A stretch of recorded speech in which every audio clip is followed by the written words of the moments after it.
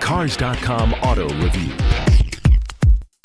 Hi, I'm Joe Wiesenfelder with Cars.com, and I just put a few hundred miles on a new 2012 Mitsubishi electric car. It used to be called the i-MiEV, now they're just going with i. It is the most affordable electric car in the country now, at just over $29,000.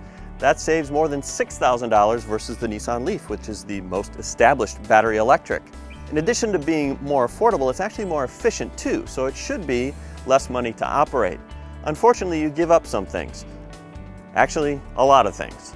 For one thing, the EPA rated range is 62 miles versus the Leaf's 73. Then there's the driving.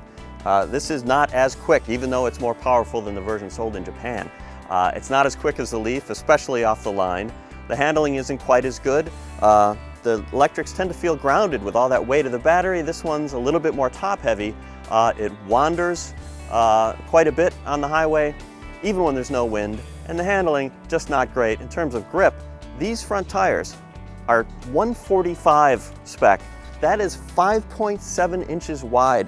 I have not seen a tire this narrow in a long time. The i does have some decent standard features. It has your power windows, side mirrors, door locks, remote keyless entry, all good stuff. We have complained about our Leaf not having a telescoping steering wheel. It only tilts. Here in the Mitsubishi, neither one? It's terrible. Fortunately for adjustability, the driver's seat does have a seat height adjustment, which is extremely important, even with it all the way up. I got lots of headroom, so it's a small car, and I'm a little bit snug. My legs are not out as far as I want them to be with the seat all the way back. But for a car of its size, there's probably a little bit more room inside than you would expect. The interior quality of electric cars isn't exactly great to begin with. The Leaf is nothing to get too excited about. The Mitsubishi I might say it's maybe a step below. And bear in mind that this is not the base ES. This is the SE, which costs $2,000 more. That gives you stuff like the leather-wrapped steering wheel, leather-wrapped shift knob, silver accents on the dashboard. It's actually a two-tone dashboard. Upgraded upholstery. Yes, this is upgraded upholstery. This car also has the optional premium package for an extra $2,790. In addition to the quick charge port on the outside, that adds steering wheel, stereo controls, and the navigation system with a backup camera included. So you see what's happened here. We have added almost $5,000 to that entry price, and there are still some things we don't have.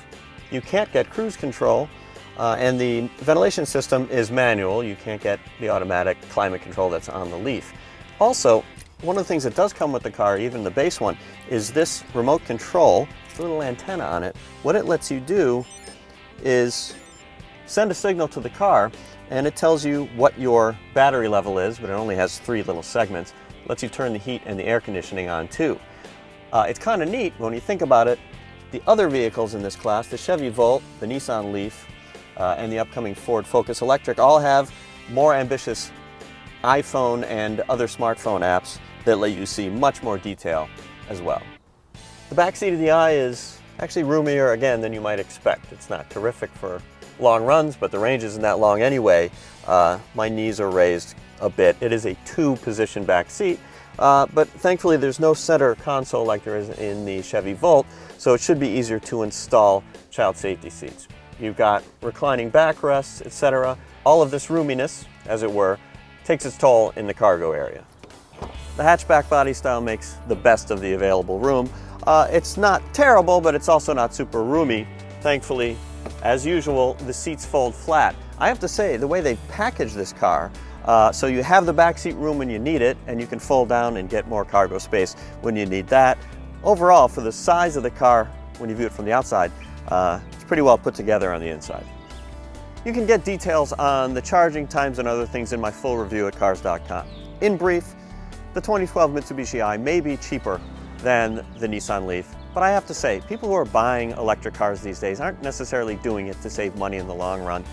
They just want to drive electric. And if you want to drive electric, I have to think, even for $6,000 more, the Leaf is a better car than this one.